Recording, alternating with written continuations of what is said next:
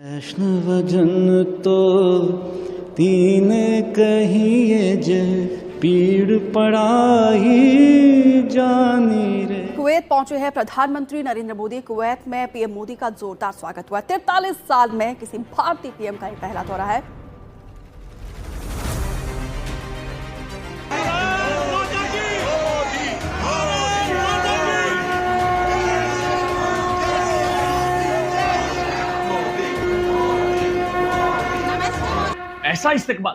ऐसा इस्तेकबाल के वो देखकर हम जल बुन गए हैं। ये एक रियलिटी है। कुवैत में 10 लाख भारतीय लोग रहते हैं जो अब पीएम मोदी के स्वागत में खड़े हैं। इसी कड़ी में कुवैत के एक मशहूर मुस्लिम सिंगर मुबारक अल रशीद ने एक प्रसिद्ध हिंदू भजन वैष्णव जन तो तेने कहिए गाना शुरू कर दिया। यकीन करें, तकलीफ होती है, शर्मिंदगी होती है कि दुनिया कहां पर पहुंच गई और हम कहां पर हैं। हमारी फॉरेन पॉलिसी क्या है, हम दुनिया को कैसे डील कर रहे हैं। 4 आने हमें कोई नहीं देता, सच्ची बात है। हमारे दोस्त ममालिक अब हमें पैसे नहीं देते। आईएमएफ हमारे साथ मुआहदा करने को तैयार नहीं है। इंसानी हुकूक के ऊपर दुनिया हमारे ऊपर चीख रही है, लेकिन समझ नहीं आ रही कि हम कर क्या रहे हैं। देखिए, ये बातें ना कभी पहले की हुआ करती थी। मुसलमान कंट्री, मुस्लिम कंट्री की वजह से रिलेशंस जो हैं वो बड़े अच्छे हैं, क्योंकि भाई भाई हैं, क्योंकि बरादराना ताल्लुकात हैं और उम्मा है। ये सब बातें पुरानी हो गई। इंडिया जो है वो काफिर है, जहरी बात है, काफिर है, पर वो दिल से साफ होते हैं, ना किसी से पैसा मांगते हैं, ना चोरी करते हैं। पाकिस्तानी जो है ये हर कोई धंधा कर लेते हैं। वैष्णवजन तो तीन कहिए जे पीड़ पड़ाई जानी रे। वैष्णवजन तो तीन कहिए जे पीड़ पड़ाई जानी रे।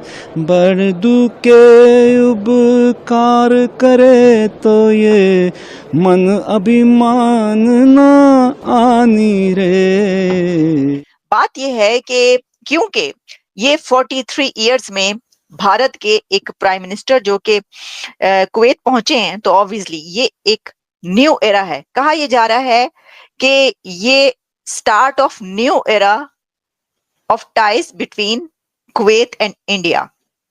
तो जब न्यू एरा होता है किसी चीज का, तो ऑब्वियसली उसको उसी तरीके से बहुत हाई फाई प्रोटोकॉल के साथ किया जाता है स्टार्ट। अच्छा, इससे पहले आप ये बात याद रखिए कि last month foreign minister of Kuwait India पहुंचे थे, और वहां पर आपको पता है कि उन्होंने क्या कहा था।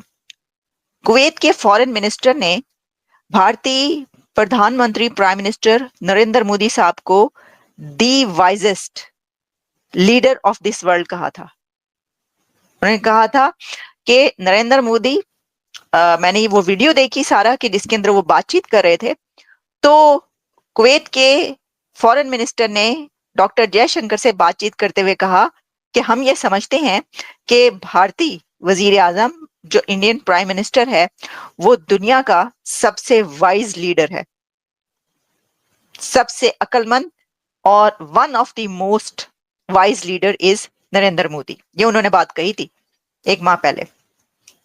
तो उसी वक्त से जो ये बात शुरू होगी कि अब इंडिया के प्राइम मिनिस्टर यहाँ पे दौरा करेंगे और एमओयूज साइन हो रहे हैं, एग्रीमेंट साइन हो रहे हैं। देखिए, जैसा मैंने कहा कि जो मोदी की गल्फ पॉलिसी या इंडिया की जो गल्फ पॉलिसी है, सिर्फ यही नहीं कि ये कुवैत की हम बात करें, जितने भी गल्फ कंट्रीज हैं, आप ये देखिएगा, ये कौन है, ये किनके साथ हैं।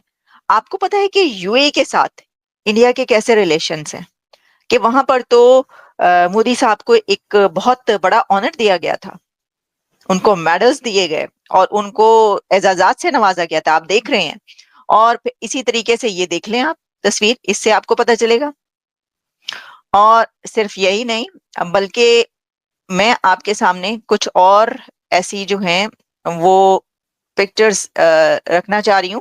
अगर आपको याद हो तो इंडिया और सऊदी अरेबिया के बीच कैसे ताल्लुकात हैं वो तो आप जानते हैं। मोहम्मद बिन सलमान के साथ भी मोदी साहब जफ्फियां डालकर मिलते हैं और बहुत करीबी ताल्लुकात हैं। तो जो गल्फ पॉलिसी इंडिया की कही जाती है वो ये है कि इंडिया अपने कदम गल्फ में जमा चुका है। देखिए, ये बातें ना कभी पहले की हुआ करती थी। ये जो मुस्लिम उम्मा और मुसलमान ताल्लुकात, बिरादराना ताल्लुकात और एक मुसलमान कंट्री, मुस्लिम कंट्री की वजह से रिलेशंस जो हैं वो बड़े अच्छे हैं, क्योंकि भाई भाई हैं, क्योंकि बिरादराना ताल्लुकात हैं और उम्मा है। ये सब बातें पुरानी हो गई, ऐसी बातें नहीं हुआ करती हैं। ये दुनिया और दुनिया है। जो उस पास्ट में रहते हैं वो उसी पास्ट में रह जाते हैं, वो आगे नहीं बढ़ पाते। तो अब ये एरा वो है कि जिसमें हमने ये देखा कि जो भारत की पॉलिसी है, गल्फ पॉलिसी, वो बहुत जानदार है, बहुत स्ट्रांग नजर आई हमें। कुवैत जो है वो ऑलरेडी, क्योंकि जीसीसी की प्रेसिडेंसी भी उसके पास है, और एक सबसे बड़ा फैक्टर इसके अंदर ये भी है कि सीरिया के हालात आप देख रहे हैं कि इस वक्त जो सीरिया में जो कुछ हो रहा है उस पर भी इंडिया की नजर है।